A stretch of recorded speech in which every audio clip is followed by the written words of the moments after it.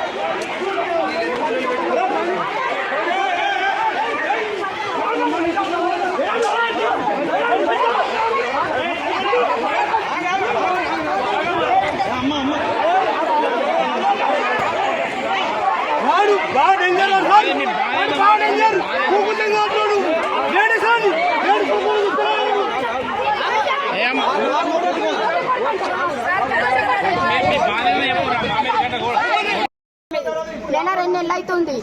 అయితే ఇక అది బయట పెట్టిన నీ కొడుకు నేరం చేసిన పోలీస్ స్టేషన్ అస్సలు సార్ అమ్మ నీ కొడుకు చెప్పలే కదా, నీ కొడుకు మరి అమ్మని ఎవరైనా చెప్పలేరు చేయలేరు, పేర్లు రాసిండు, అమ్మ పోలీస్ స్టేషన్ రండి అని చెప్పిండు. నా కొడుకు అదే తండ్రి చనిపోయిండు. నా 15 కొడుకు చచ్చిపోయిండు. నాకు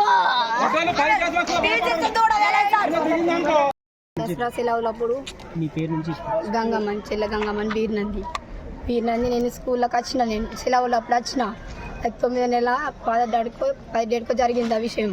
కానీ స్కూల్కి వచ్చినప్పుడు నాకు చెప్పాలి కదా, నాకేం చెప్పలేరు. నీ కొడుకు అమ్మ నీ కొడుకు గిట్ల సంగతి అని పోలీస్ స్టేషన్ పిలిపించాక మాకు తెలియదు, అసలు తెలియదు. వాళ్ళు మరి ఏ తప్పులు ఇరికిచ్చారు అన్నది అర్థం కాలే.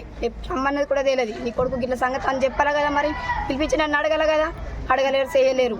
నా కొడుకు ఏం తప్పు చేసిండని చెప్పలేరు. మరి వాళ్ళు రమ్మని కూడా అత్తుంటే కదా, నేను 3 సార్లు వచ్చినా నాకు చెప్పలేరు, నాకు అసలే చెప్పలేరు. మరి దేని గురించి ఇంటికి పోయినాకట తీసుకుపోయినాకట తీసుకుని ఇచ్చేసారు.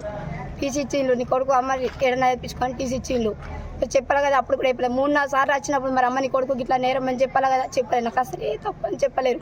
అలా మొత్తం పోలీస్ స్టేషన్ పిలిపించిండ్రు, పేరు రాసిర్రు. నా కొడుకు అమ్మ నేనేం నిండా వేయలేను, నేనేం తప్పు వేయలేనమ్మా, నా నేరం మోపిడ్రా నూరు పెట్టుకొని చచ్చిపోయాను. నా కొడుకు ఏళ్ళ కొడుకు 15 ఏళ్ళ కొడుకు హెడ్ మాస్టర్. ఇవాళ ఎందుకు వచ్చినామా మీరు? నాకు న్యాయం జరగాలని వచ్చిన. నాకు ఎందుకు చెప్పలేరు? నా కొడుకు ఏదైనా తప్పు చేస్తే నాకు చెప్పాలి కదా, నన్ను పిలిచి చెప్పాలి కదా, పిలిపించి చెప్పాలి కదా. ఇలా చెయ్యని నేరం కింద పెట్టి నా కొడుకు వాళ్ళ మీద పాలన తీసుకున్నాడు. నా కొడుకు అడిగిరా మరి సార్? అడిగితే కూడా దానికి వస్తుండు అన్నిండు. ఇప్పుడు అడిగితే కడుపులేదని నేను మొన్న ఆపరేషన్ అయింది, 2 ఆపరేషన్లు అయినాయి. నా భర్త చనిపోయిండు. మేమట పైసల కోసం నా కొడుకును పోగొట్టుకుని బీజేపీ పైసల కోసం మాత్రం నేను. మా స్కూల్కు సంబంధం లేదు. అయితే ఆ తల్లిదండ్రులు వచ్చి మా హెడ్ మాస్టర్ సార్ని అడగడానికి వచ్చిండు. నేను ఇన్ఛార్జ్ హెడ్ మాస్టర్. నేను ఇప్పుడు సారు అనారోగ్య కారణాల వల్ల లీవ్ పెట్టిండు. అయితే ఆ ఇష్యూ మీద మాకు స్కూల్కు సంబంధం లేదు. అయితే అలా తల్లిదండ్రులు అలా కుటుంబ సభ్యులు లేక చుట్టాలు వచ్చి మా హెడ్ మాస్టర్ సార్ని ప్రశ్నించడానికి వచ్చిండు. అయితే హెడ్ మాస్టర్ సార్ లీవ్లో ఉన్నాడు. కానీ వీడీసీ సభ్యులు మా విద్యా వాలంటీర్ ఒక వాలంటీర్ టీచర్ పైన కూడా వాళ్ళు దాడి చేయడం జరిగింది. వీడీసీ సభ్యులు మరియు విద్యా వాలంటీర్ పైన దాడి చేయడం జరిగింది. మీరే కొట్టిరని చెప్పేసి ఆరోపణ చేస్తారు. మీరు అందరు చూసింది కదా, ఎవరు కొట్టింది? మేము కామ్గా మాట్లాడుతుంటే వాళ్ళే వచ్చి దాడి చేయడం జరిగింది. వీడీసీ సభ్యులు మరియు విద్యా వాలంటీర్ మీద. విద్యా వాలంటీర్ అక్కడ ఉన్నది, లోపల ఉన్నది, వాళ్ళ మీద దాడి చేయలేదు. గట్టిగా చెప్పు. వాళ్ళ నాన్న చనిపోయిందని అక్కడ నుండి ఆ బాబు వాళ్ళ అమ్మ మా నాన్న చనిపోయిందని మేము అక్కడ నుంచి కొన్ని మస్తపుర జాయిన్ చేసినప్పుడు ఇప్పుడు 4 సంవత్సరాలు అయింది. 4 సంవత్సరాల నుండి ఎన్నడూ ఏ మిస్టేక్ జరిగింది. మరి ఇప్పుడు ఏదో తెలుసో తెలియక మా బాబు చేసిండట్టు చేసిన మిస్టేక్ ని మరి అది మాకు చెప్పలేదు. మరి దసరా హాలిడేకి ఫోన్ చేశాను. హాలిడే ఇచ్చినామమ్మ బాబుని దొరికిపోరు అని చెప్పి వచ్చినాము. వచ్చి హాలిడే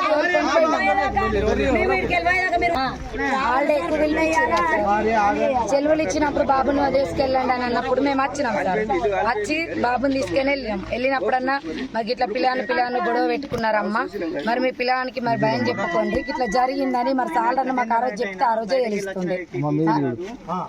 ఆ రోజు చెప్పలేడు. ఆ రోజు చెప్పకపోతే సీదా మేము బాబుని లగేజ్ తీసుకొని హాస్టల్కి వెళ్ళి ఇంటికి వెళ్ళినాము. మళ్ళీ 5 తారీఖు పంపినాము. 5 తారీఖు మళ్ళీ తీసుకొని వచ్చినాం. మేము 5 తారీఖు తీసుకొని వచ్చినప్పుడన్నా మా బాబుని ఉండానని ఇట్లా అన్నాడు సార్.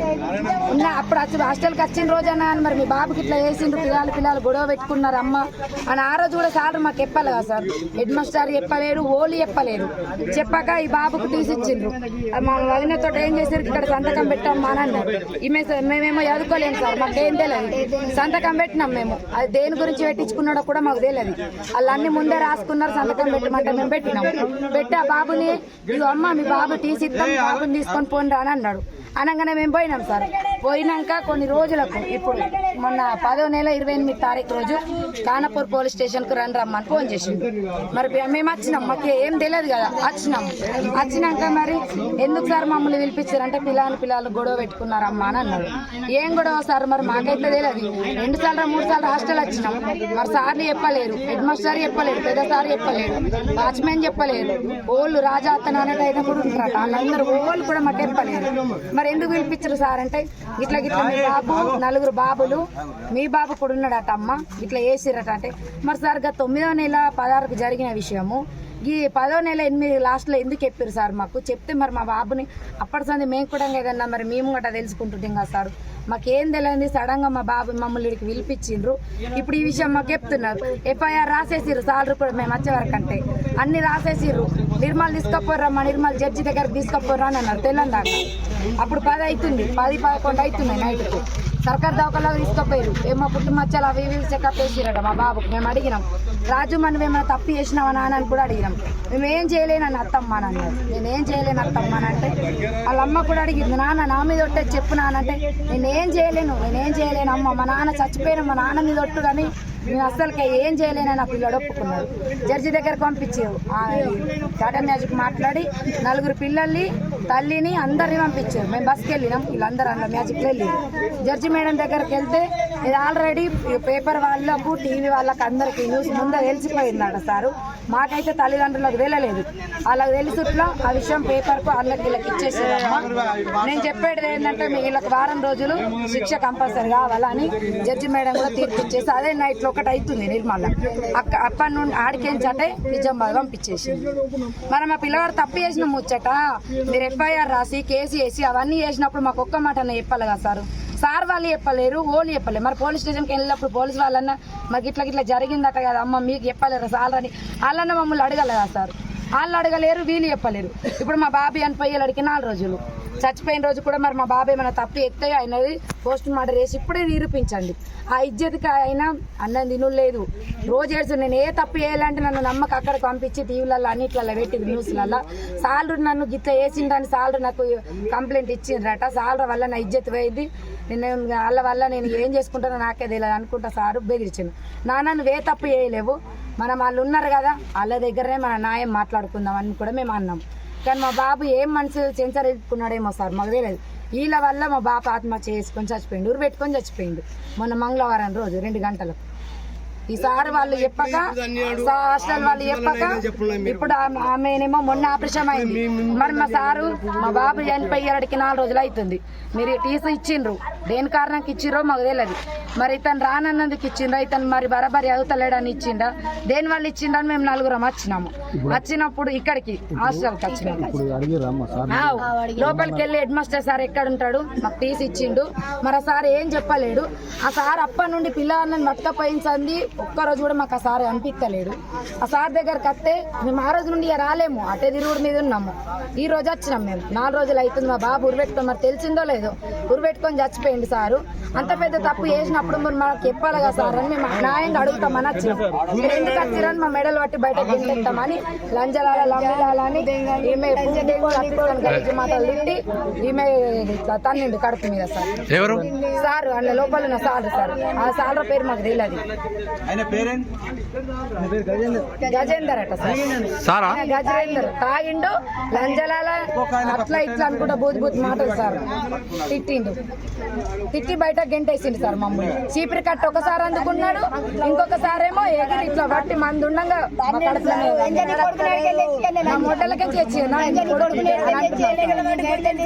అమ్మ పుట్లకి తెచ్చేయాలా లంజ అని అంటున్నాడు సార్. నేను ఎక్కడికి వచ్చాను మొదలకెళ్ళి తెచ్చాను ఆయన కొడుకుని అనుకుంటుంది అంటుడు సార్. వీడు ఏం మాట్లాడాలి సార్, మీకు దండం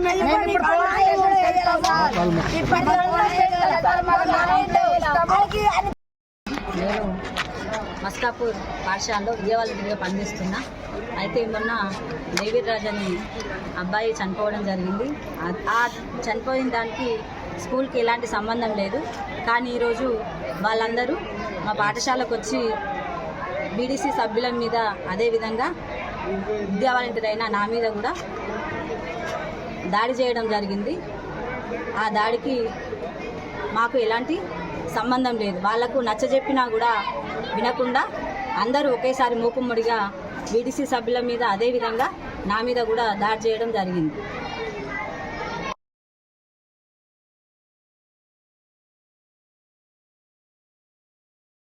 మరిన్ని వీడియోస్ కోసం ఛానల్ ని సబ్స్క్రైబ్ చేయండి. లేటెస్ట్ అప్డేట్స్ కోసం వాట్సాప్ ఛానల్ ని ఫాలో చేయండి. అండ్ లింక్ డిస్క్రిప్షన్ లో ఉంది.